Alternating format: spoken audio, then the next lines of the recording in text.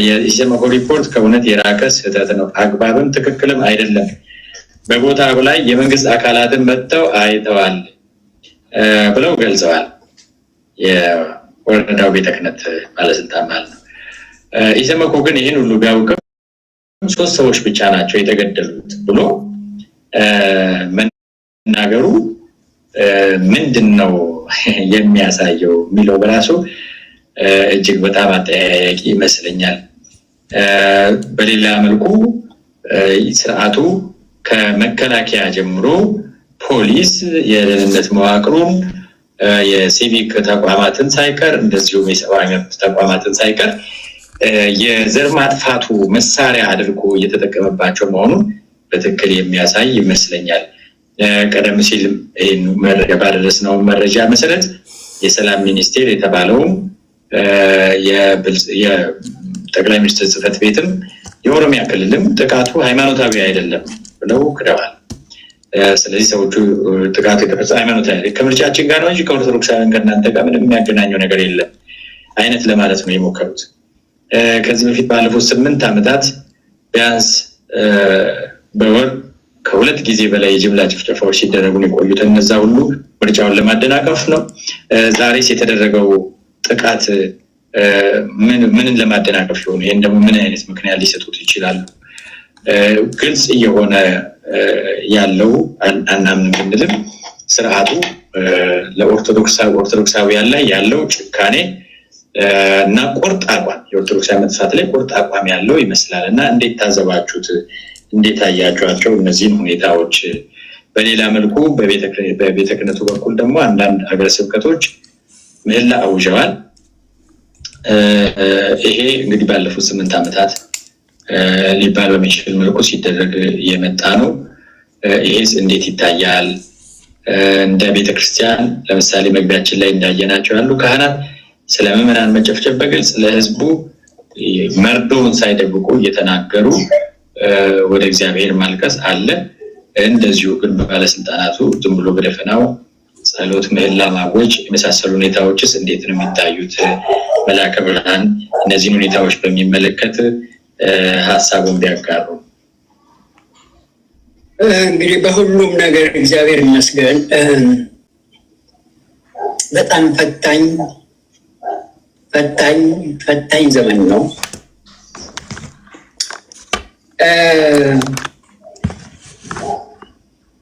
ያቀረብከው ዝርዝር ሪፖርት መልክ በቤተ ክርስቲያን አንጻር ስናየው አሁን በየቤተ ክርስቲያኑ የሚካሄደው ምህላ ብለው በሚሉት ስንመዝነው እጅግ በጣም የራቀ ነገር ነው። የሚቀራረብም አይደለም። ምህላ ምንድን ነው? መጀመሪያ ምህላ ምንድን ነው? ምክንያቱም አሁን እንደዘረዘርከው ይህ ሁሉ በሚካሄድበት ቦታ ነው። ይህ ሁሉ የሚካሄድበት ህዝብ ነው። ይህ ሁሉ ሲካሄድ የሚያዩ የሚሳተፉ ካህናት ናቸው ምህላ የሚሉት እና ምህላ ምንድን ነው?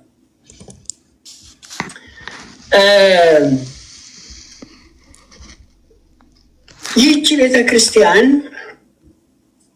በቤተ ክርስቲያን ውስጥ የሚደረጉት ስርዓቶች ሁሉ የጸሎት አይነቶች ሁሉ ወቅት፣ ጊዜ፣ ቦታ፣ የህብረተሰቡ ሁኔታ የሚወስናቸው ናቸው። እነዚህ ሁሉ የህብረተሰቡን ስሜትና ህብረተሰቡ ያለበትን የሚያንጸባርቁ ነገሮች ናቸው። ግን አሁን ህዝባችን ምን ላይ ነው? ምህላው አሁን ህዝቡ ያለበትን ያንጸባርቃል፣ ይዳስሳል ወይ? በዚህ ወቅት ምህላ ምንድን ነው ትርጉሙ? ወደዚያ ሄደን እንየው። ይህች ጥንታዊት ቤተክርስቲያን ያላለፈችበት መከራ፣ ያላቋረጠችው ችግር የለም። በዚህ ባሳለፈቻቸው ሩቅ ዘመናት ሰበነክ የሆኑ ነገሮች ሁሉ አልፋባቸዋለች። በዚህ ልምዷ ነገሮችን ሁሉ በጸሎት በሊተርጂው በቅዳሴው በማህሌቱ ነው የምትተረጉማቸው። ድምጥ ሙጥ የሆነ ነገር የለም። አሁን ወደዚያ ስንሄድ ምህላ ምንድን ነው? ነቢዩ ኢሳይያስ ምዕራፍ 1 ቁጥር 15 ላይ ያዙት። ወሶበ ታነስኡ እደዊክሙ ኀቤየ እመይት ገጼ እምኔክሙ እመኒ አብዛይክሙ ምህላክሙ ኢይሰማዕክሙ። ምህላክሙ ተመልከቱ። እጃችሁን አንስታችሁ ወደ እግዚአብሔር ወደ እኔ ብትጮኹ ጩኸትን ብታበዙ ምህላችሁን ሁሉ አልሰማም፣ አልቀበልም። ይሄ እግዚአብሔር ቃል ነው። እንግዲህ ተመልከቱ። ምህላ በቤተ መቅደስ፣ ምህላ በቅድስት፣ ምህላ በማህሌት፣ ቅዳሴው፣ ማህሌቱ፣ ሰዓታቱ፣ ኪዳኑ ሁሉ ምህላ ነው። ይህ እንግዲህ በኖርማል ዘመን ሁሉ በየዕለቱ የምናደርገው ነው። ምህላው በየዕለቱ በየጊዜው በተሰበሰብንበት ቦታ ሁሉ ማህሌቱም ይካሄዳል፣ ኪዳኑም ይካሄዳል፣ ቅዳሴ ሰዓታቱ ይካሄዳል፣ ሁሉ ይካሄዳል። በዚህ ሁሉ ውስጥ ምህላ አለ። እንዲያውም ከማህሌቱ ሊጀምርላችሁ ስሙኝ። ይህን ዓለም የፈጠርክ አምላክ ሆይ ይላል ማህሌቱ። ስቡሕ ዘሳረረ ሁሉ ዓለምን የፈጠርክ አምላክ ሆይ አያርቀውም ዘሳረርከ ይልና ስምዐኒ ጸሎትየ ወይብጽሕ ገበሬሁ አመ ዕለተ ምንዳቤ በዕለተ ምንዳቤ የጸዋዕከ ነው የሚለው። ስሙ ማህሌቱ ጸሎቴን ስማኝ። ይብጽሕ ገአር ማለት ከጸሎት ለየት ያለ ነገር ነው። ጸሎት ምን ጊዜም ቢሆን እንጸልያለን። ገአር ወይብጽሕ ገአርየ በቅድሜከ ገአር ማለት በመከራ በጭንቅ በችግር በጻይር ከልቅሶም ከጩኸትም አልፎ በሞትና በሕይወት መካከል የምትወጣ ህቅታ ትንፋሽ ናት። ገአርየ ወይብጽሕ ገአርየ ጭንቀት ጻይር ማለት ወደ ሞት አፋፍ የሚያደርስ ስቃይ ነው። ይብጽሕ ገአርየ ይላል። ጭንቀቴ መቃተቴ በነፍሴና በስጋዬ መካከል ውጪ ነፍስ ግቢ ነፍስ ባለችበት ቅጽበት ውስጥ ትንፋሽን ተቀበል ነው ጭንቀት። መቼ? አመ ዕለተ ጸዋዕከ በጠራሁህ ዕለት በጠራሁህ ጊዜ በዕለተ ምንዳቤ በጭንቄ ጊዜ። አሃ እንግዲህ ተመልከቱ። ይህንን ጸሎትን በማህሌቱ ነው ይህን የምንለው። ማህሌቱ በጭንቀቴ ጊዜ በመከራዬ ጊዜ በጠራው ጊዜ ስማኝ። መቼ ነው ጭንቀቱ? እንግዲህ ማህሌት አይቆምም፣ በየሳምንቱ በየዕለቱ ይደረጋል። ነገር ግን ይህንን እንለዋለን። መከራ ሳይመጣ ጭንቅ ሳይመጣ ችግር ሳይመጣ በአዘቦት ሁሉ እናደርገዋለን ማለት ነው። ስማኝ አድምጠኝ፣ ጭንቀቴ ጻይሬ ይድረስልኝ። መቼ? ጭንቅ በደረሰበት ጊዜ በጭንቅ ጊዜ በዕለተ ምንዳቤ ሶበ ጸዋዕከ በጠራው ጊዜ ነው የሚለው። አሁን ይሄ ጊዜ የተለየ ነገር ነው። አያችሁ፣ ይሄ ጊዜ የተለየ ነገር ነው። ለምን? ክርስቶስ እንዲህ ብሏል፣ ኢታብአነ እግዚኦ ውስተ መንሱት፣ ወደ ፈተና ሳንገባ የሚደረግ ነው የሁሉ ጸሎት። ምህላው ቅኔ ቤት እያለን ዜማ ቤት እያለን በሙሉ ምህላው ይሄ ምህላ በየማታ ሳናደርግ አንተኛ ምህላው ወደ ራቅ ከመሄዳችን ምህላው እናደርሳለን። የዘወትር ጸሎት ነው ይሄ ምህላው። ያ ማለት መከራ ጭንቅ በሚመጣ ጊዜ ተዘጋጅተን እንድንጠብቀው ነው እንጂ መከራ ሲመጣ ምህላው እንድናደርስ አይደለም። አሁን መከራ ውስጥ ገብተናል። ሰው እሳት እየነደደ ቤቱ ውስጥ እሳቱንም እያጠፋ እርዳታ እየጮኸ ነው እንጂ ዝም ብሎ አይጮህም። ወቅቶት ጦር ውስጥ ገብቶ ብሎ አይጮህም፣ እየነቀለ ይጮሃል። አሁን ያለው ምህላ ተጋጨ።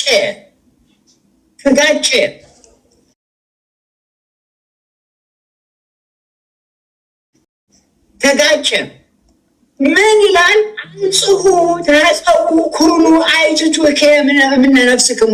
ከዚያ በኋላ እጃችሁን ታጠቡ፣ ራሳችሁን አጽዱ፣ ከሸር ውጡ። አሁን ነፍስክሙ ሰውነታችሁን ሁሉ አጽዱት፣ ከግብዝነት ሁሉ አውጡት። ለበለዚያ ግን ምላችሁን አልሰማም። ተመልከቱ። ወሶበት አነሱ ደዊክሙ እይሰማክሙ ምህላክሙ። አንሰማችሁም። ምን ይላል? እስመ ዘላ ዘማዊ ዲያብሎስ ዘሀዘክሙ ኢክህለ ይቀብክሙ። አንድምታው ላይ እናንተ የምትቃኙት የምትመሩት በዲያብሎስ ነው። በፈተናችሁ ጊዜ በዲያብሎስ ተይዛችሁ የዲያብሎስን ስርዓት እያከናወናችሁ ምህላ ብታደርሱ አልሰማችሁም። ያም ዲያብሎስም ደግሞ ከገባችሁበት አያወጣችሁም። እኔ አይደለሁም፣ መጽሐፉ ነው። እስመ ዘማዊ ዲያብሎስ ዘሀዘክሙ ኢክህለ ይቀብክሙ። ከወጣችሁ ከገባችሁበት ሊዋጣችሁ አይችልም። ራሱ ዲያብሎስ ፖለቲካው ሊሆን ይችላል። ይህ እንግዲህ ነቢያት የተናገሩት ነው። ክርስቶስስ ምን አለ? ማቴዎስ 7 ከ21 እስከ 23 ላይ መከራ ሲመጣባችሁ ጭንቅ ሲመጣባችሁ ምን ነው በስምህ ትንቢት ተናግረን ነበረ፣ አጋንንትም አውጥተን ነበረ፣ ብዙ ታምራትም ሰርተን ነበረ፣ ምን ነው ትሉኝ ይሆናል። ግን አላውቃችሁም፣ ወግዱ አላውቃችሁም። ምክንያቱም ከአባቴ ፈቃድ ርቃችኋል፣ አላውቃችሁም እላችኋለሁ። ክርስቶስ የተናገረ የቅድሞ ነቢዩ ኢሳይያስም የአባቱ ፈቃድ ምንድን ነው? የአባቴን ፈቃድ ሳትፈጽሙ እንግዲህ ተመልከቱ። አሁን በኢትዮጵያ ውስጥ ትንቢት ተናጋሪ የሌለው ጉድ፣ በዓለም የሌለው ጉድ፣ በኢትዮጵያ ታይቶ የማይታወቅ ጉድ። በኢየሱስ ስም ትንቢት ተናጋሪው ቁጥሩ ስንት ነው? አጋንንት እናወጣለን የሚሉ ስንቶች ናቸው? ብዙ ታምራት እንሰራለን የሚሉ ጉዶች አገሪቱ ትወራለች። በእነዚህ በማን? በኢየሱስ ስም። አሁን ተመልከቱ። አባቶች ምን ይላሉ? ፈታኝ ዲያብሎስ የሚመጣው በኢየሱስ ስም ነው። ተመልከቱ። እንዲያውም እንዲህ ይላሉ፣ የኢየሱስን ስም ሲጠሩ ተጠንቅቃችሁ አዳምጧቸው። በኢየሱስ ስም ሲሉ ተጠንቀቁ። በኢየሱስ ስም ካለ የእባብ ድምፅ ነው የሚል ከተንተራሰበት የእባብ ድምፅ ነው። በኢየሱስ ስም የሚመጡት የእባብ ድምፅ ነው። ተጠንቀቁ። ክርስቶስ ያነዳለው በኢየሱስ ስም የሚመጡ ሰዎች ተአምራት ይሰራሉ እንጂ መከራ ሲመጣ አይሸሹም። በኢየሱስ ስም የሚመጡት እንደ ጻድቃን እንደ ሰማዕታት የሕዝቡን መከራ፣ የሕዝቡን ጭንቅ፣ የሕዝቡን ችግር ይሸከሙታል እንጂ በሩቅ ሆነው ትንቢት ተናገር፣ አጋንንት ተዋጠ፣ ብዙ ተአምራት ሰራን ይላሉ። ዛሬ እኮ የኢትዮጵያን ሕዝብ ፖለቲካው ጋኔን ይዞታል።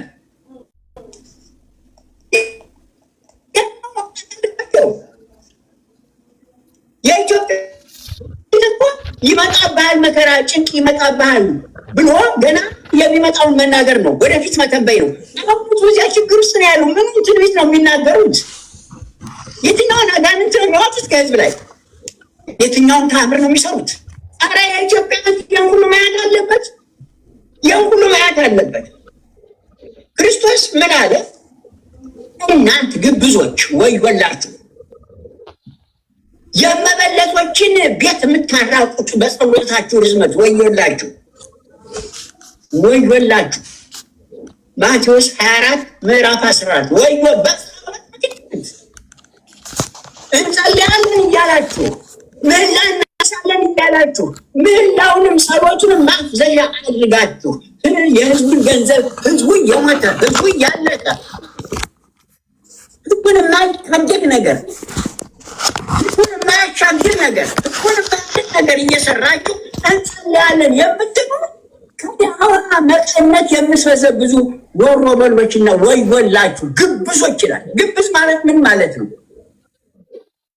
ግብዝ ማለት ያልሆኑ ሆኖ መቅረብ፣ ጻድቃን ሳይሆኑ ጻድቃን፣ ቅዱስ ሳይሆኑ ቅዱስ፣ ካህናት ሳይሆኑ ካህናት፣ ነቢያት ሳይሆኑ ነቢያት መስሎ መቅረብ ማለት ነው። ተላብሶ መቅረብ ማለት ነው። እናንት እያለ ነው የሚናገር። እናንት ለይቶ በውጭ ለሰው ጻድቃን ትመስላላችሁ። እናንት የክርስቶስ ቃል ነው። ማቴዎስ 24 28 እናንት በውጭ ለሰው ጻድቃን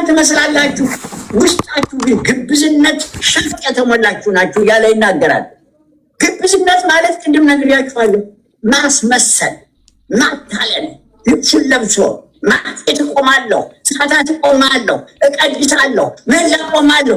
እነዚህ ሁሉ ማታለያዎች እንዳይሆኑ ነው ክርስቶስ አስቀድሞ ነቢያትም የተናገሩት። እንግዲህ ተመልከቱ፣ ማይለቱ ይህንን ነው የሚነግረን። ስምዐኒ ዘጸሎት ምህላ ነው።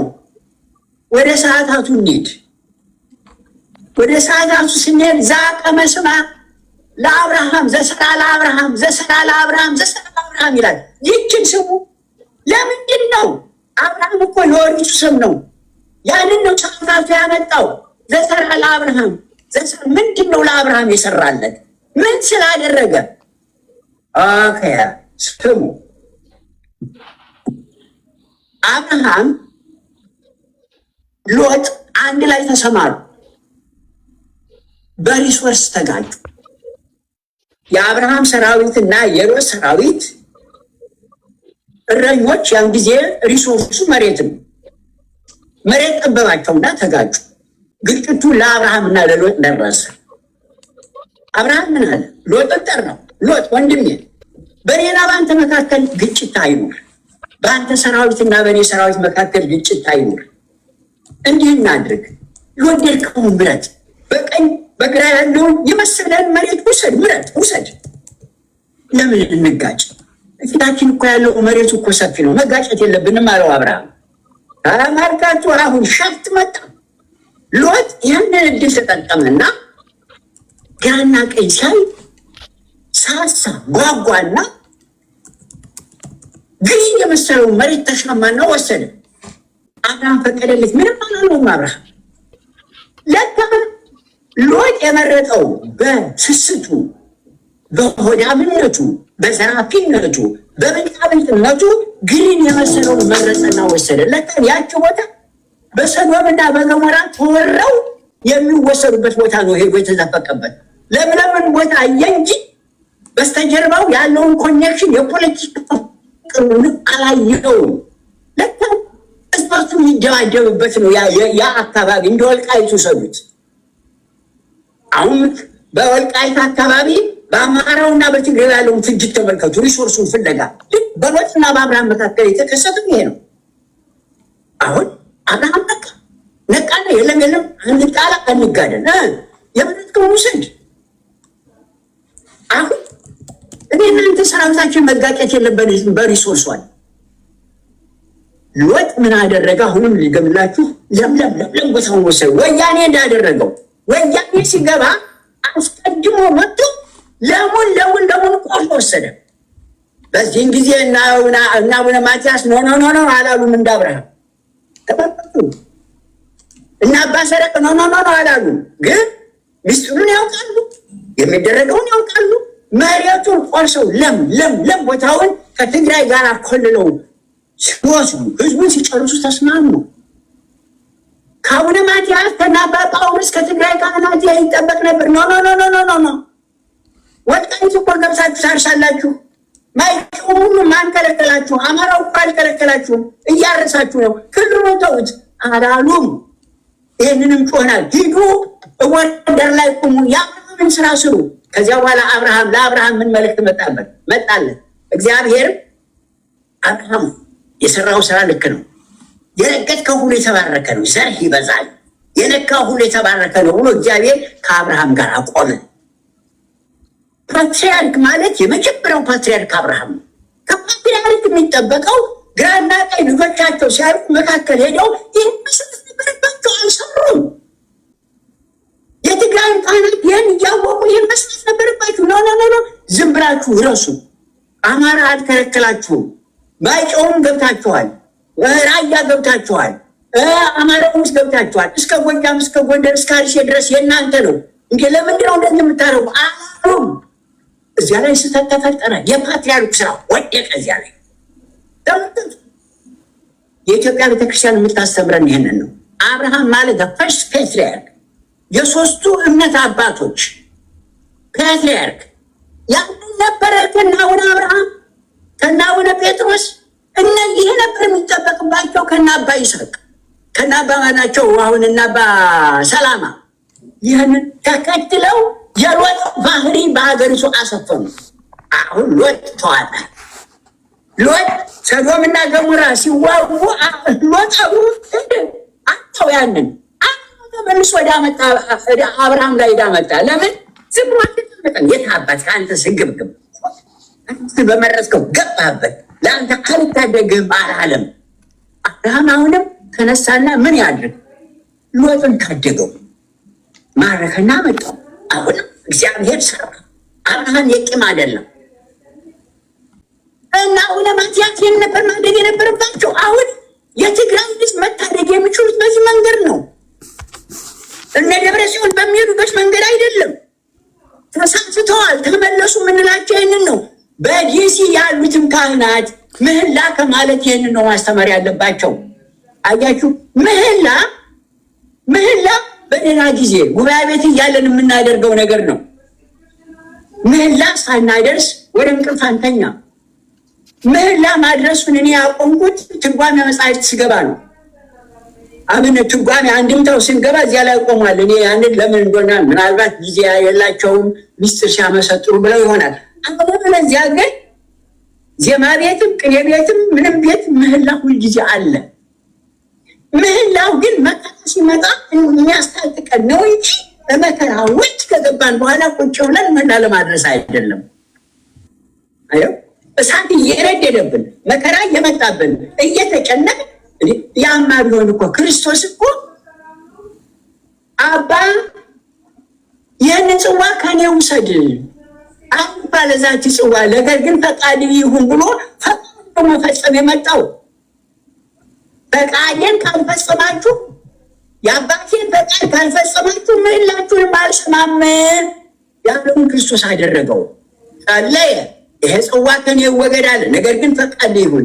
ወይኩን ፈቃድከ ወይኩን ፈቃድከ። የእግዚአብሔር ፈቃዱ ምንድን ነው? ፈቃዱ በፈቃዱ ሳንዘጋጅ ፈቃዱ ሳንፈጽም ለፈቃዱ ሳንገዛ ምህላ ማለት ማጭበርበር ማታለል ነው። እግዚአብሔርም አይሰማንም። ታዲያ መፍትሄው ምንድን ነው?